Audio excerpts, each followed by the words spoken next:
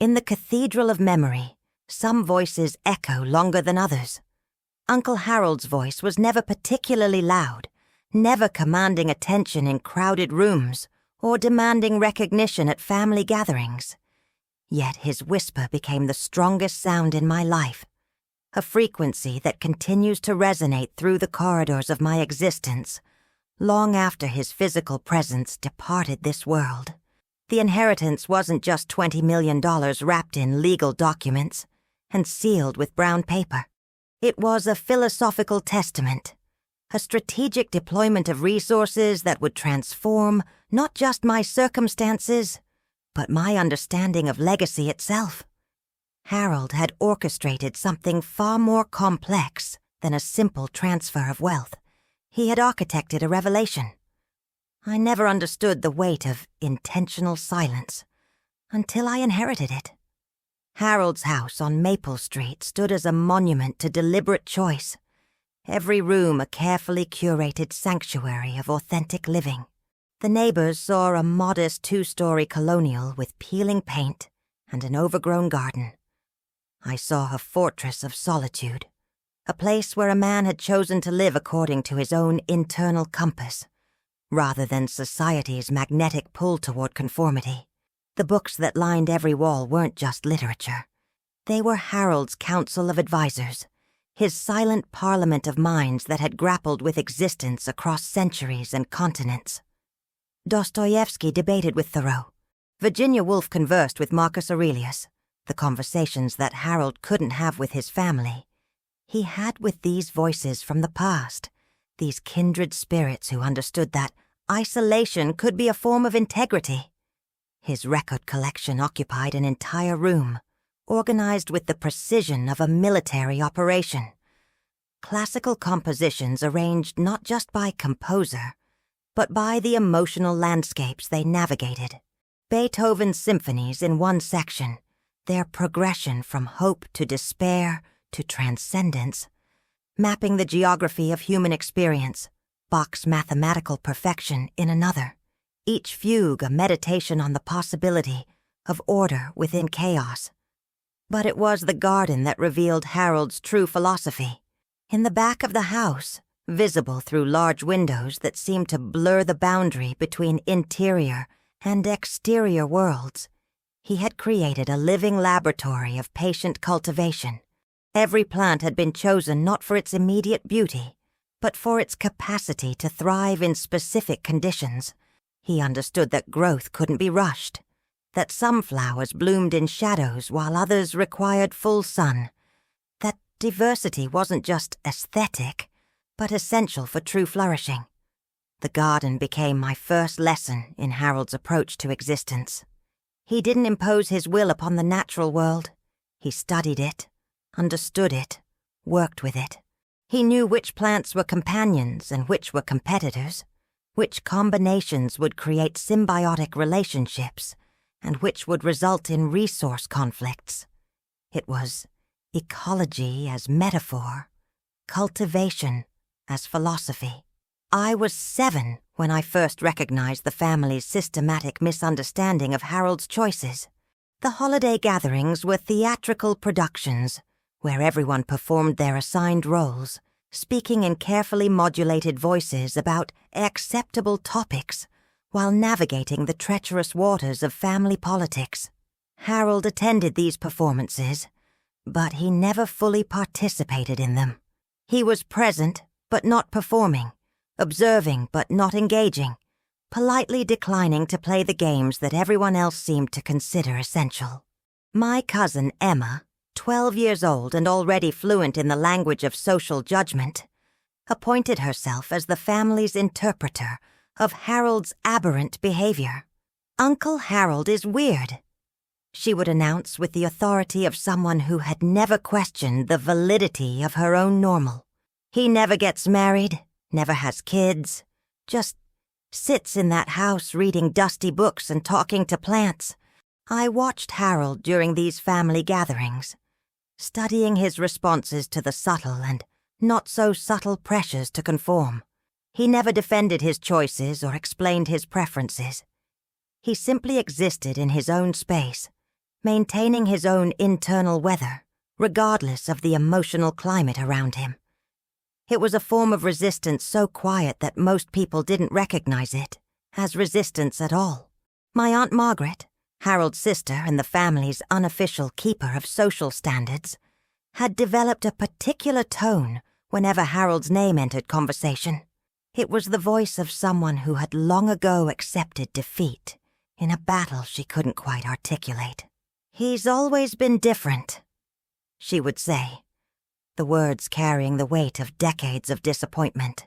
Even as a child, he preferred books to people. We used to worry he'd never have a normal life. Normal. The word followed Harold like a persistent shadow, defining him always in terms of what he wasn't rather than what he was. He wasn't normal because he chose solitude over social obligation. He wasn't normal because he found more satisfaction in a perfectly pruned rosebush than in networking events and dinner parties. He wasn't normal because he had developed the revolutionary ability to be content with his own company. But Harold possessed something that the rest of the family lacked. He saw people clearly. While they were performing their various roles and managing their social anxieties, Harold was actually observing, actually listening, actually paying attention to the human beings behind the performances. He noticed things that others missed, remembered details that others forgot, asked questions that others were too distracted to formulate. He saw me, not the version of me that my parents wanted me to become, not the potential me that teachers and coaches tried to cultivate, but the actual me that existed in the present moment. While the rest of the family was caught up in their own dramas, their career trajectories and social positioning, Harold noticed that I was a person with thoughts, feelings, and interests that deserved recognition and respect. Every birthday, without fail, a card would arrive in Harold's precise handwriting. Not expensive gifts or elaborate celebrations, just simple acknowledgments of my existence. "Happy birthday, David. Hope this year brings you discoveries worth making." The messages were brief but specific, suggesting that Harold had actually considered what might be meaningful to me at that particular stage of my development. He was the only adult who engaged with my interests, without immediately trying to redirect them toward more practical applications. When I announced my intention to become a writer, the family's response was predictable and swift. Writing wasn't a career. It was a hobby that might supplement real work. Harold's response was different. He recommended books, real books, complex books, challenging books that assumed I was capable of grappling with sophisticated ideas. "Reading," he told me during one of our rare conversations at a family barbecue, "is the most democratic form of time travel. Every book is a portal into another consciousness, another way of processing existence. Writers are historians of the human experience, and their work survives long after their circumstances have changed."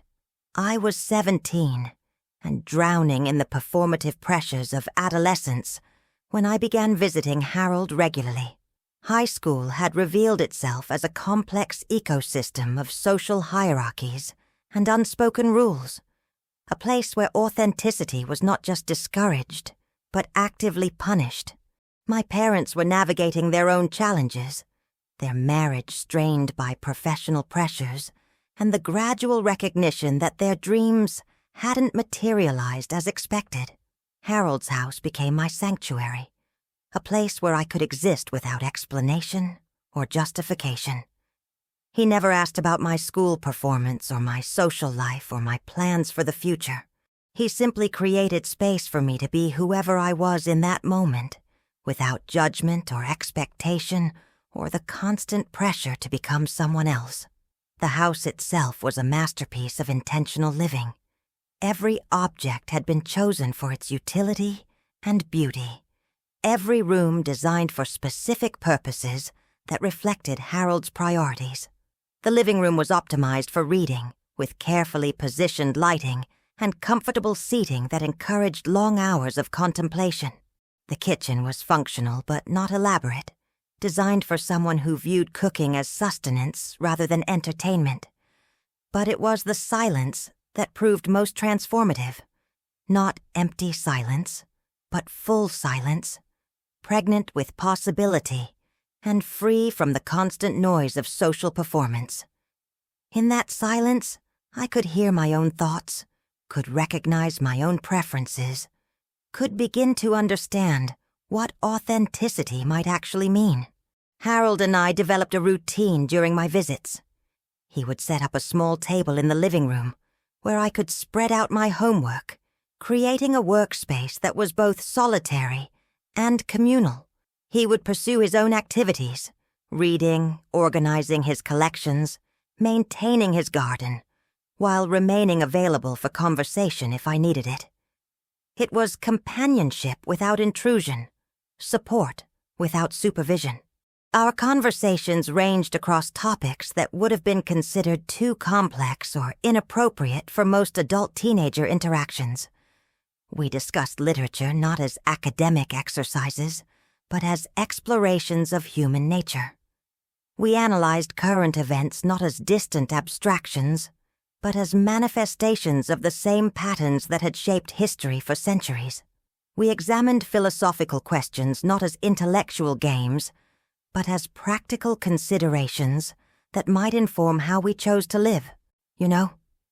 Harold said one afternoon while I struggled with a particularly challenging essay about The Great Gatsby.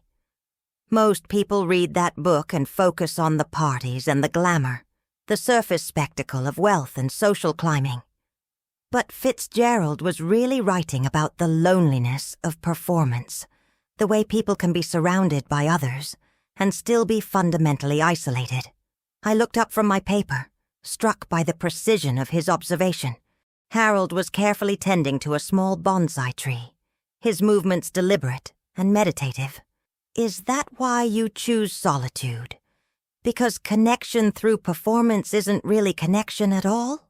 He paused, considering the question with the same careful attention he brought to everything else. I don't choose solitude, he said finally. I choose authenticity. And sometimes being authentic means accepting that most people won't understand your choices. Most people are so busy performing their lives that they forget to actually live them. That conversation became a cornerstone of my understanding, a framework that would inform my decisions for decades to come. Harold had given me permission to prioritize substance over appearance, to value genuine connection over social approval, to understand that solitude and loneliness were not synonymous terms. The family continued to view Harold through the lens of their own anxieties and expectations. They saw his choices as failures rather than decisions, his solitude as evidence of inadequacy rather than preference. When he declined invitations or avoided social gatherings, they interpreted his absence as rudeness rather than self-preservation. He's becoming a hermit, Aunt Margaret would complain to my mother during their weekly phone calls. It's not healthy, all that isolation. What's going to happen to him when he gets older? Who's going to take care of him if he doesn't maintain relationships with his family? But I understood something that escaped the rest of the family. Harold wasn't waiting for someone to take care of him. He was taking care of himself, quietly and competently, in ways that didn't require external validation or assistance. He had developed systems, routines, and resources that allowed him to live according to his own values, rather than society's expectations. His house was meticulously maintained, his finances carefully managed, his health monitored with the same attention he gave to his garden. He had created a life that made sense to him, that brought him satisfaction and peace, that allowed him to contribute to the world in ways that felt meaningful, rather than obligatory. When I graduated from college, Harold was the only family member who attended the ceremony. He sat in the back row, not from shyness but from understanding that the moment belonged to me, not to the observers.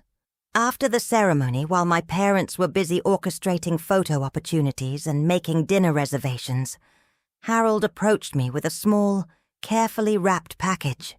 "I wanted to give you this," he said, his voice carrying that familiar tone of quiet sincerity. "It's nothing elaborate, just something I thought you might find useful." Inside was a first edition of Mice and Men, the pages yellowed with age but perfectly preserved. On the inside cover, Harold had written, "For David, who understands that the most important stories are about people who refuse to fit into conventional narratives.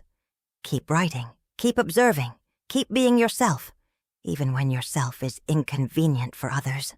I tried to express my gratitude, to articulate how much his support had meant to me throughout my development. But Harold was already moving away, not from rudeness, but from his lifelong discomfort with emotional displays.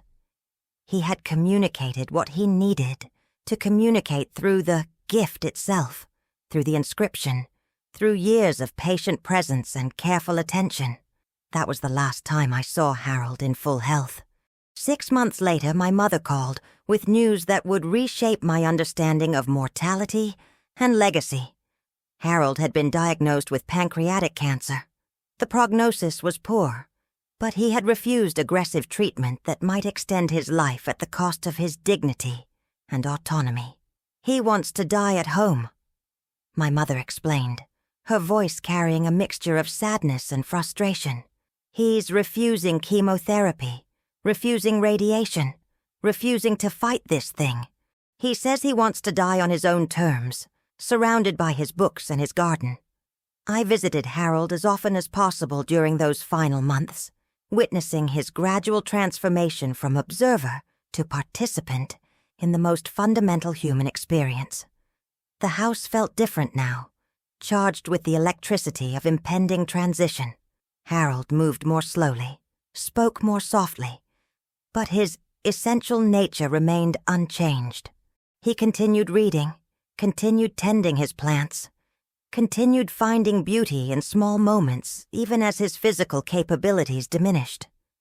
We talked about mortality with the same thoughtful consideration we had once applied to literature or philosophy. Harold wasn't afraid of dying, but he was concerned about the discontinuation of his life's work, his carefully curated collections, his meticulously maintained sanctuary. "I've been thinking about legacy," he told me one afternoon while we sat in his garden, watching the late summer sun filter through the leaves of his favorite oak tree. "Not the kind of legacy that gets carved into monuments or written in history books. The quiet kind, the kind that lives in the people who remember you, who carry forward something essential that you taught them or showed them." I wanted to tell him that he had already created that kind of legacy, that his influence on my development had been more profound than any formal education or official mentorship. But Harold had always been uncomfortable with direct expressions of gratitude or affection. Instead, I asked him about his preparations, his plans for the transition. "I've made arrangements," he said, his voice carrying a note of finality that suggested the conversation was complete. "Everything will be taken care of appropriately." Harold died on a Tuesday morning in October, quietly and without drama, exactly as he had lived. The home health nurse found him in his favorite reading chair, a book open on his lap, his face peaceful and serene. He had died engaged in the activity that had brought him the most consistent joy throughout his life. The funeral was a sparse affair that accurately reflected Harold's relationship with the world. The local chapel, mostly empty pews. A generic eulogy delivered by a minister who had met Harold only once during his final weeks. My parents attended along with Aunt Margaret and her family, a handful of neighbors, and the woman who had provided Harold's end-of-life care. Emma, now in her 30s and married with children of her own, spent most of the service checking her phone and whispering to her husband about scheduling conflicts and childcare arrangements. Aunt Margaret dabbed at her eyes with tissue, But her tears seemed more about the general sadness of mortality than any specific grief for Harold as an individual. I sat in the front row, overwhelmed by the disconnect between the person being memorialized and the person I had known. The minister spoke about Harold's quiet nature, his love of books, his dedication to his garden. But these facts felt hollow without the context of his actual humanity. Harold had been so much more than his hobbies and preferences. He had been a person of deep integrity, someone who had chosen authenticity over acceptance, solitude over compromise, substance over performance. After the service, people gathered in the chapel parking lot, making small talk and avoiding the reality of mortality. I overheard Emma talking to her mother about practical matters, wondering aloud about Harold's arrangements for his belongings and property. "He probably left everything to some charity," Emma said with characteristic presumption.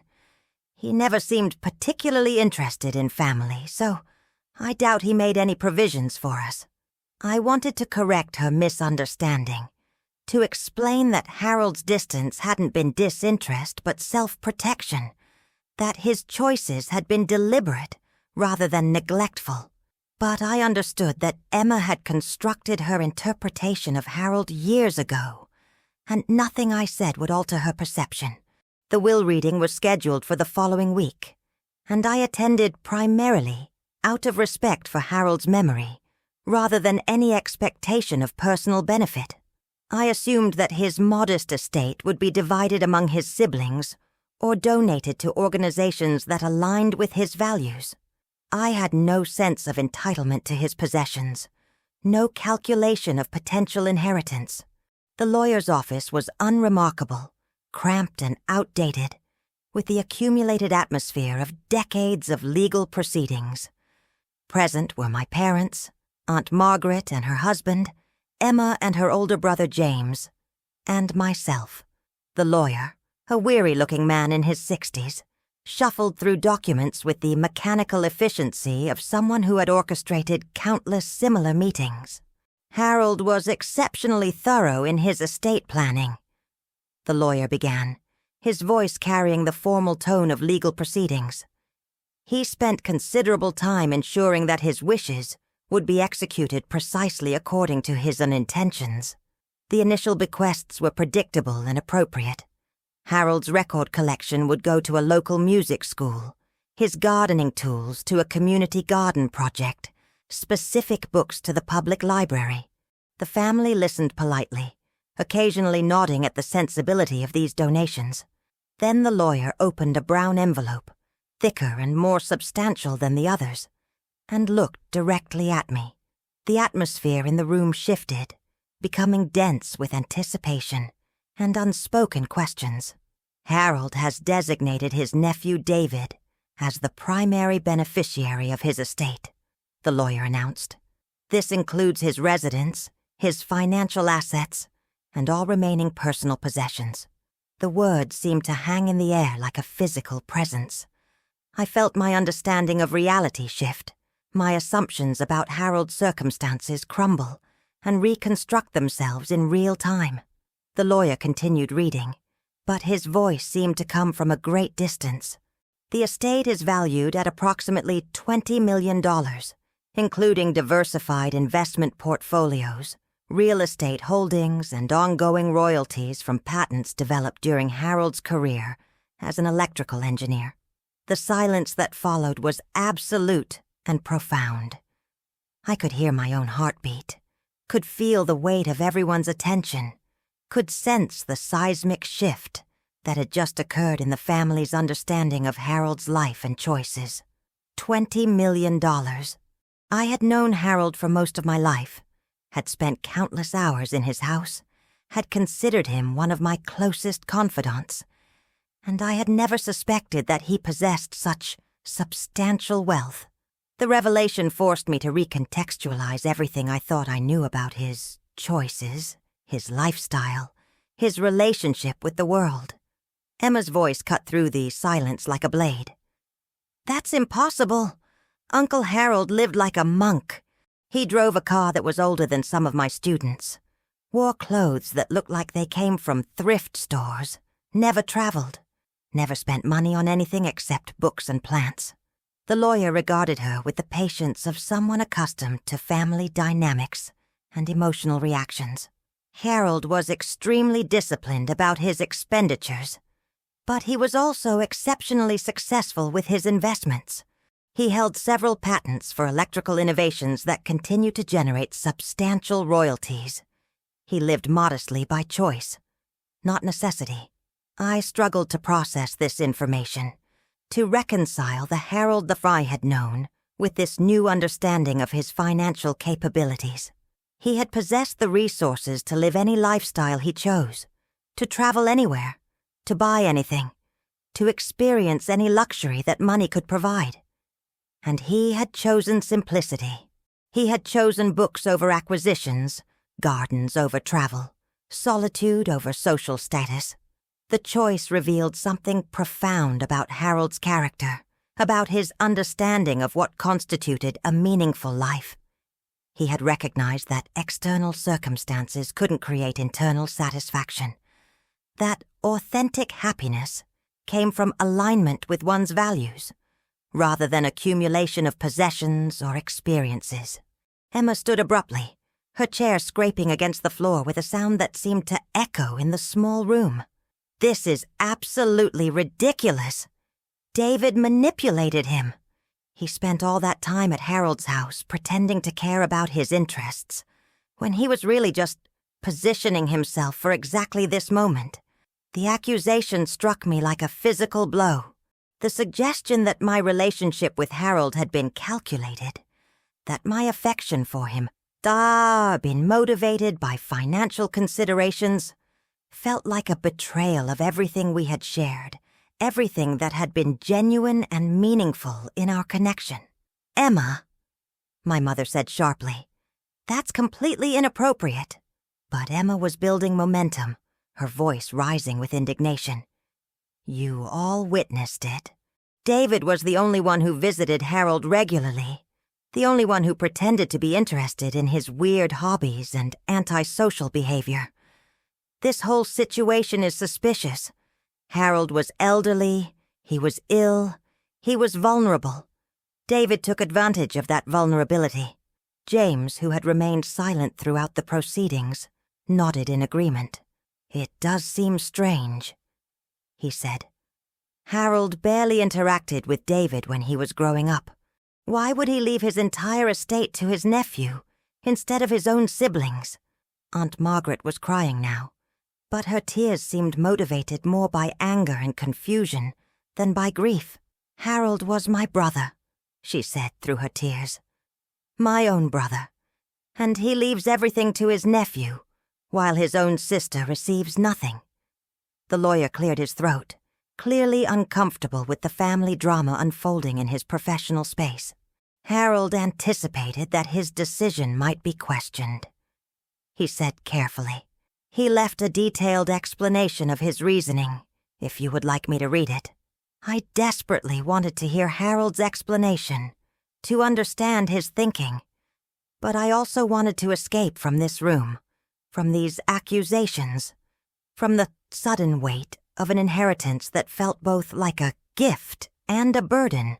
The lawyer opened another envelope and began reading in Harold's familiar, precise handwriting. "To my family, I understand that this decision may seem unexpected, but I want to provide a clear explanation of my reasoning. David was the only person who consistently saw me as I actually was, rather than as the family thought I should be or wanted me to become. He accepted my choices, my solitude, my unconventional approach to living, without trying to change me or fix me or make me more acceptable to others. David spent time with me not because he felt obligated to, but because he genuinely enjoyed my company. He listened to my thoughts without judgment, shared his own observations without reservation, and never suggested that I should be different than I was. He understood that my distance from traditional social expectations was a choice, not a failure. I am leaving my estate to David because I believe he will use these resources wisely, not for personal aggrandizement, but for purposes that align with the values we discussed and shared. He understands that wealth is a responsibility, not just a privilege. He knows that the most important things in life cannot be purchased, only cultivated through patience, attention, and authentic care. To my siblings, I want you to understand that my physical and emotional distance from the family was never about rejection or lack of affection. It was about self-preservation. I was different from the family's expectations, and I recognized that my differences made others uncomfortable. Rather than forcing myself to become someone I wasn't, I chose to live authentically, even when that meant living alone. David never asked me to change. He never suggested that I should be more social, more conventional, more like everyone else. He saw value in who I was, not in who I might become if I were different. That kind of acceptance is rare and precious, and it deserves to be recognized and honored. I trust David to use this inheritance to create something meaningful, something that extends beyond his own immediate needs and desires. I have confidence that he will make decisions that would make me proud, not because I am observing from some afterlife, but because I know his character and his values. This inheritance is not about money. It is about recognition, about acknowledging the person who saw me clearly and accepted me completely. David gave me the gift of being understood, and I am returning that gift in the only way I know how. The letter concluded, but the silence in the room continued for several long moments. I felt tears on my cheeks, though I couldn't remember when I had started crying. Harold's words had articulated something essential about our relationship, something I had never been able to express even to myself. Emma was no longer shouting.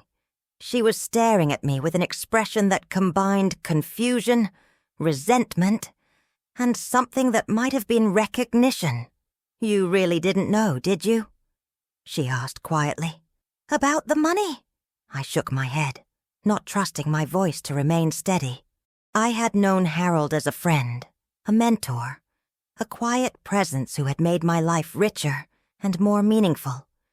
I had never seen him as a potential benefactor or calculated the value of his affection. "This is completely insane," James muttered, but his anger seemed directed more at the situation than at me personally. Harold was always eccentric, but this is beyond eccentric. Who leaves $20 million to their nephew instead of their own siblings? Someone who understood that genetic relation doesn't automatically create emotional connection, I said quietly. Someone who valued understanding over obligation, acceptance over expectation. The lawyer was gathering his papers, clearly eager to escape the family drama. "There are additional documents," he said, handing me a thick folder. "Investment information, property deeds, detailed instructions for ongoing financial management." Harold was extraordinarily thorough in his planning. I accepted the folder, feeling its weight both literally and symbolically. This inheritance represented more than money. It was Harold's life's work, his carefully accumulated resources, his final expression of faith in my judgment and character. The family filed out of the office in uncomfortable silence, their relationships with each other and with me fundamentally altered by Harold's revelation. In the parking lot, Emma made one final attempt to challenge the legitimacy of the inheritance. "We should contest this," she said to her mother. "David clearly manipulated Harold somehow. This inheritance is the result of undue influence, and we could prove it in court." Aunt Margaret looked at me with eyes that held both sadness and accusation. "Did you know David? Did you know Harold was wealthy when you were spending all that time with him?" "No," I said simply. "I had no idea. I thought he was just a man who lived modestly and chose his own company over social obligations." Then why? She asked, her voice breaking slightly. Why did he choose you over his own family? I thought about Harold's letter, about his explanation of acceptance and understanding. Because I saw him, I said. I saw who he actually was, not who I wanted him to be, or thought he should be. I accepted his choices, his solitude, his way of existing in the world. I never tried to change him or fix him or make him more normal. Emma laughed bitterly. So you're saying we're terrible people because we wanted Harold to have a normal life? Because we worried about him being alone and isolated? I'm saying that wanting someone to be different than they are isn't the same as loving them, I replied. Harold wasn't broken or sad or lonely. He was different, and he needed people who could accept that difference without trying to modify it. This conversation would be repeated in various forms over the following months and years. The family's reaction to Harold's inheritance created a permanent rift in our relationships. Phone calls stopped. Holiday invitations were withdrawn. I became the person who had somehow cheated the family out of their rightful inheritance, who had manipulated a vulnerable elderly man for financial gain. But I knew the truth of what had happened. Harold had given me the greatest gift he could imagine, the financial freedom to live authentically, just as he had done. He had recognized in me someone who could be trusted with wealth, who would use it not for personal aggrandizement, but for purposes that aligned with the values we had shared. Over the following year, I discovered the full extent of Harold's financial acumen and strategic thinking. He had been a brilliant electrical engineer who had developed several innovations that continued to generate substantial patent royalties decades after their creation. He had invested wisely and conservatively, accumulating wealth not as an end in itself, but as a tool for future impact. His investment strategy revealed the same patience and attention to detail that he had brought to his garden. He had chosen companies and funds based on their long-term sustainability rather than short-term returns, building a portfolio that could weather economic fluctuations and continue growing over time. The house on Maple Street became my primary residence, and I kept most of Harold's belongings exactly as he had arranged them.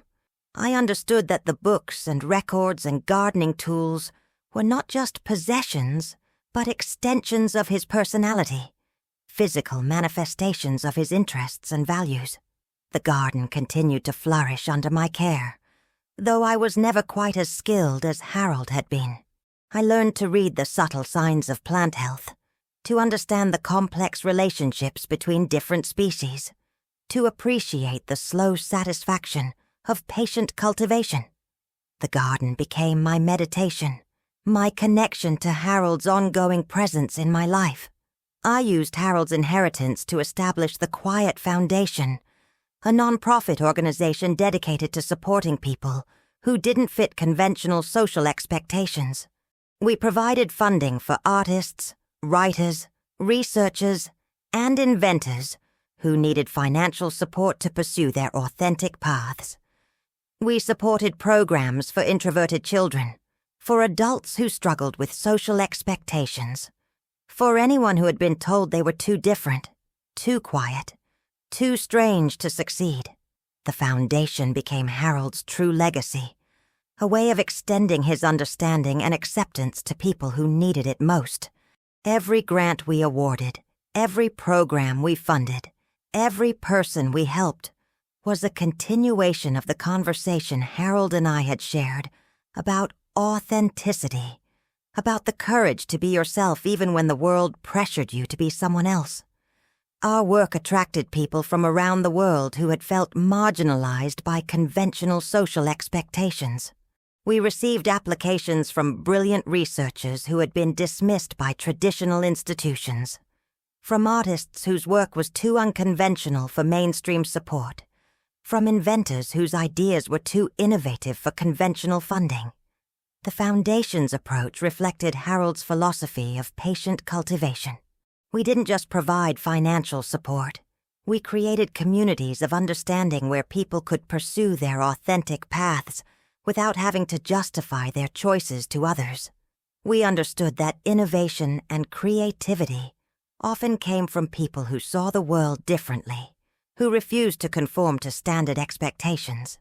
Emma and James never spoke to me again after the inheritance. Aunt Margaret sent brief formal Christmas cards each year, but our relationship remained distant and strained. My parents struggled to understand the situation, caught between their loyalty to me and their discomfort with the family conflict. But I learned something important from Harold's gift, that love isn't always comfortable, that acceptance isn't always easy, that sometimes the most profound connections exist outside the boundaries of conventional family structures. Harold had chosen me not because I was perfect, or because I had manipulated him, but because I had recognized value in who he was, rather than who he might become.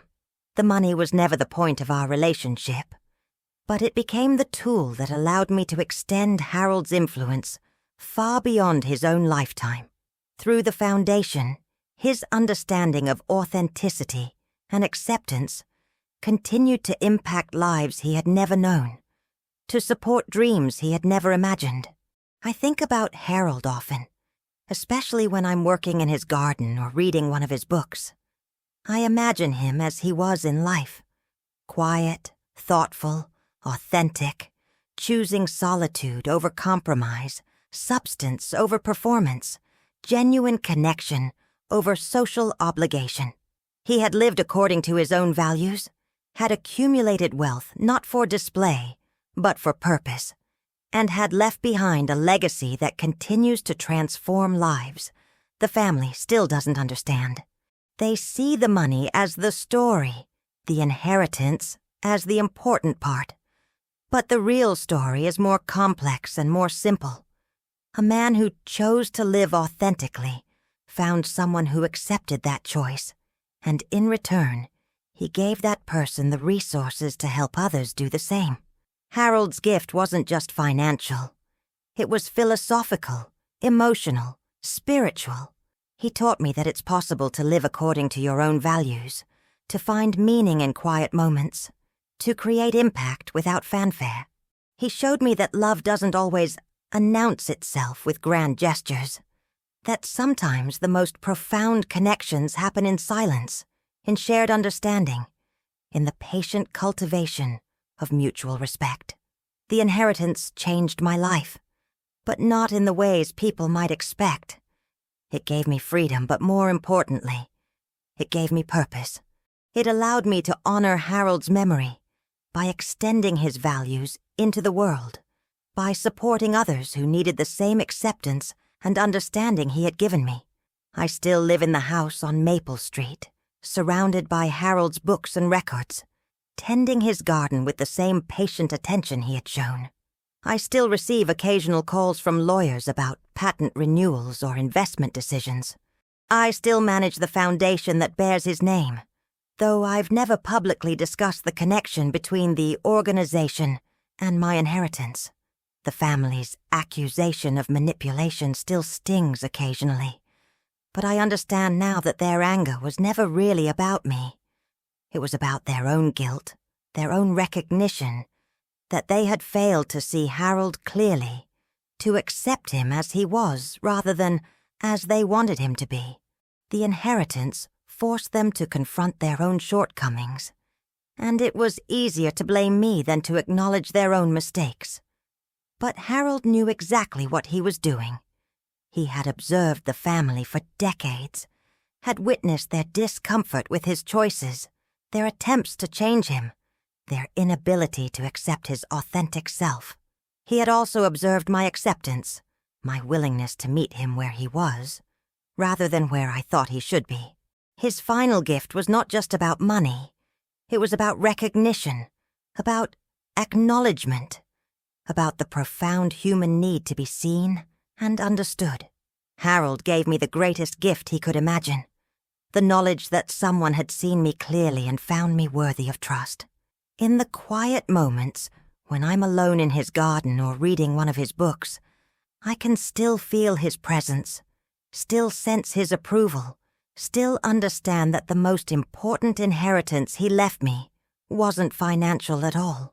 It was the knowledge that authentic connection is possible, that love can exist without conditions, that sometimes the most profound gifts come wrapped in silence and delivered through patient, persistent acceptance. The $20 million was never the point. The point was being seen, being understood, being valued for who I was rather than who I might become.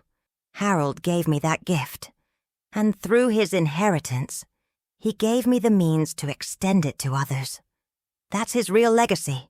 Not the money, not the house, not the patents or investments, but the understanding that everyone deserves to be seen clearly, accepted fully, and loved authentically.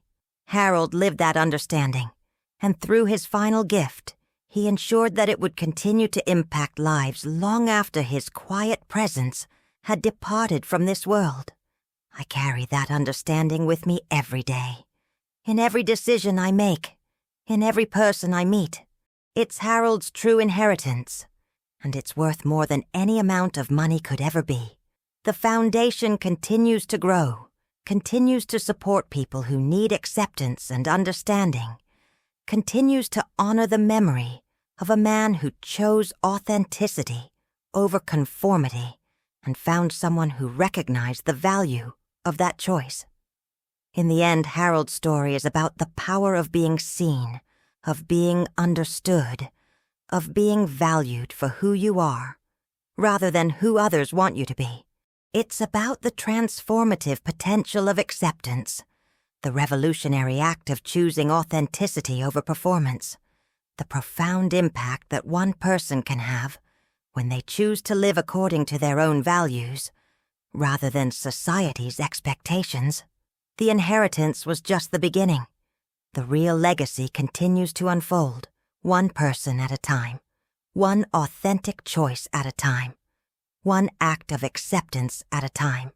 Harold's influence expands in ever-widening circles, touching lives he never knew, supporting dreams he never imagined, creating a world where being different is not just tolerated, but celebrated. That's the true meaning of his gift, the real value of his legacy, the lasting impact of a man who chose to live quietly but authentically, who found someone who understood that choice, and who used his final act to ensure that such understanding would continue to exist in the world long after he was gone.